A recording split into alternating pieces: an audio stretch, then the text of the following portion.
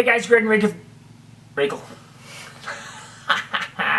Greg and Rachel Denning, the stumbling co-host of Fantastic Family Fridays. And we got some more Q&A stuff going on. Another great question about humanitarian work. You guys know, and please don't misunderstand us, we're not tooting our horns. We're not going on, hey, look at me, look at me. We'd like to do it so nobody knows. You know, I love doing anonymous acts of kindness. But that if nobody ever knows, then how do we inspire you to go out and do this stuff? So we only do it to say, hey, go out and do it. And we're very passionate about making a difference wherever we are, about helping improve and change lives, and about giving back. We've been given so much, we got to give back. And you know part of my story.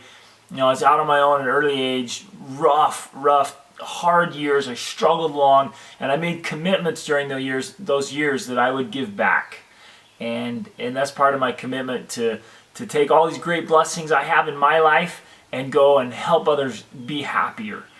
So the questions are, well, what are you doing? How do you do it? And how do you take all those kids into it, right?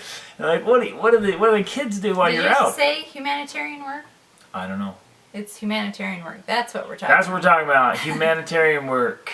And we love to do it all over, you know, whether we're in India or Mexico, Central, South America. I've been on some amazing projects. We have our own projects going. More than you know, the official organized projects, we often just look for ways to help families, individuals, people nearby. So I guess I'll just give a recent example. I mean, this week... just this week. Awesome. I mean, for me, these days go down as some of the best of the best. And honestly, this week we could see the hand of God working in our lives and in their lives, and it was special. So we went down, and how do the kids help? How do they get involved? We went down 2 families, so we had like 5 adults and Rachel's sister, so we had 5 adults and 8 kids. I mean, that's enough work just right there, just staying normal and sane. But we went down and... 9 kids. 9 kids. Bad math. One was a little baby. All right, so what do? Well, we've done so many different things, but in this example, it was a young widow with... Well, wait, hold on. Okay. I say we start with how do we make this happen? First of all, that's his skills, okay? That's how it happens. He starts contacting local people, local leaders, just talking to them and saying, hey, you know, we specifically had friends coming down and they wanted to do some type of project. So he started talking with leaders, finding someone we could help, you know, people that would know who needed help. That's where it started, with this specific type of project that we did. And there's need everywhere. A lot of people are like that, hey, we want to do something good, where, what, who, what. I mean, there's need everywhere, and a lot of people mask it, you know, they're like, hey, no, I'm good, and so you wouldn't really know. But if we start talking about it, say, you know, hey, we'd like to make a difference, like to help out, and you go about it with the right tact and do the right thing in the right way with a good, sincere heart, and not belittling people, but empowering people, and you really start connecting and you love people, there's opportunities to serve everywhere. And so you start asking, and man, opportunities pop up wherever we've been. There's been opportunities to make a difference and help people. And people are really hurting. And you can step in for a little bit or for a long time and really make a difference. And again, we prefer kind of this one-on-one type experience with just a family, you know. We could go find an organization that's doing something and go paint a school or things like that, which is good, but we prefer and we like the experiences which are more personal and, you know, on this one-on-one basis where you're actually helping someone to help themselves. That's what we like. We like to help people help themselves. So that's the background there. So it's all about self-reliance, and we like to get the family involved, and we like to get our whole family involved. I want our kids just to grow up thinking, well, this is what we do. This is life. We look for opportunities to bless other people's lives. I mean, that's just, I want them to live that way. And so we get there, and so they participate. And I ahead of time, I have to do a little legwork to see, well, how can I get everybody involved? Because it's easy just, you know, drop off whatever, but you want people involved, you want them helping. So you look for things. There was yard work that needed to be done. Her husband had always taken care of the yard work, and he's gone. She was a widow. And she was a widow, so... With 3 little kids. The kids needed to be played with and taken care of. There was cleaning up to do. I mean, a lot of times, just our kids will just come in and just play with them, play with their kids, have a good time, maybe teaching something. Maybe free up time for mom, and she can work with us, or she can just relax and just And so they can get involved in all kinds of projects. I mean, we've gotten in and just gotten dirty. And, at each level of all the kids, you get them some little thing that they can do to participate and help out. I had the kids they couldn't carry a full bucket.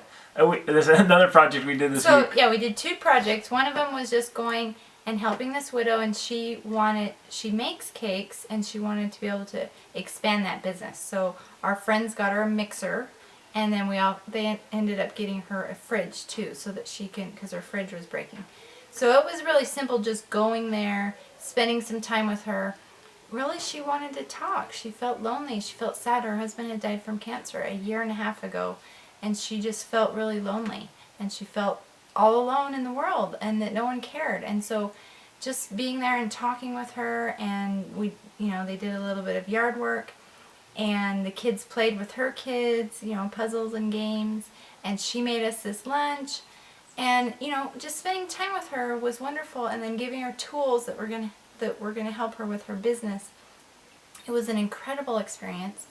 And then the other project was helping a woman who has a handicapped son, and her husband had left her, and she also had a handicapped hand. It only had like 1 or 2 fingers.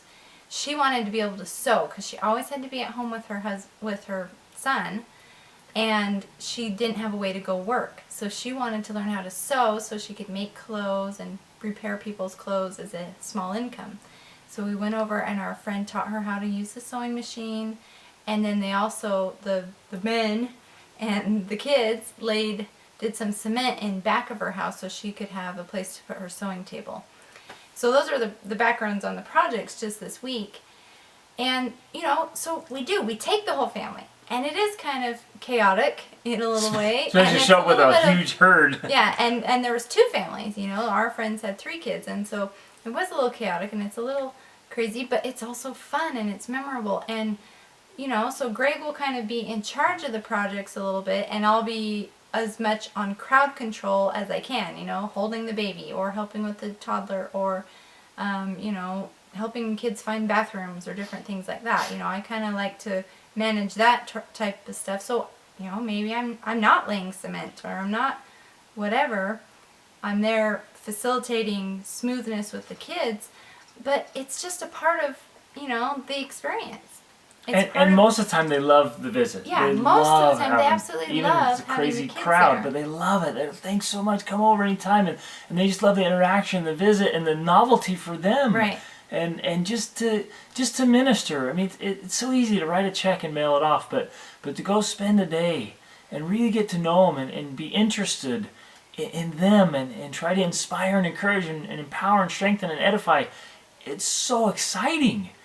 And then they get involved at all levels with talking, communicating, helping out, or even, like I was saying, I had the kids their Spanish and teaching English. They all want to learn Yeah. English. We're always hitting it up. Teach us some English, and so the kids teach them. But we couldn't do full buckets. The kids couldn't carry full buckets. Of gravel and dirt, and I mean it was heavy manual labor this week. So I just do a quarter bucket or a half a bucket, and yeah, it's not as efficient. But guess what? My kids are there sweating and straining for somebody else's benefit. It's awesome. And so I guess we'll just say get out and do some good. Look for opportunities. Yeah, it does require a little bit of planning and thinking ahead. And we'll talk to our kids beforehand, You're probably going to get hungry, and maybe you'll get bored, and maybe this or that. But you need to remember why we're here, and you need to remember to be respectful. And, if they offer us food, which they did, that's great. Thank you so much. And you eat it in your plate. It's why we're out here. It's the opportunity to learn from real live experiences how to act, how to behave, how to respond, how to treat people, how to serve.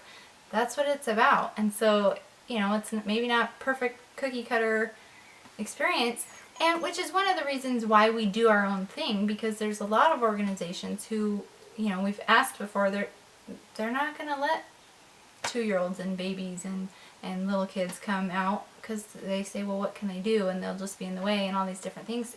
If we do it on our own, we're in charge, and they are there, and they are involved at the level that they're at, and if nothing else, learning from example. And so that's why we do it the way we do. They're just there, just saying, well, this is what our family does. And you get out and you get to relate to and love and serve people from all walks of life, and learn how to live and love and be with people. It's just an awesome experience. So it's not for everybody, but on your level, on your comfort level, wherever you fit in, however you can make this happen, wherever you live in the world, get out and make a difference. It's awesome. It makes for a fantastic life.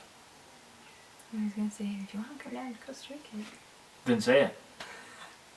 And if you want to come down to Costa Rica and do it with us, let us know. Yeah, you're welcome. We'll arrange it. You're welcome to join us wherever we are in the world doing good. You want to come down, we'll help get things together, and there's always a lot of good that can be done. So come down. See you soon.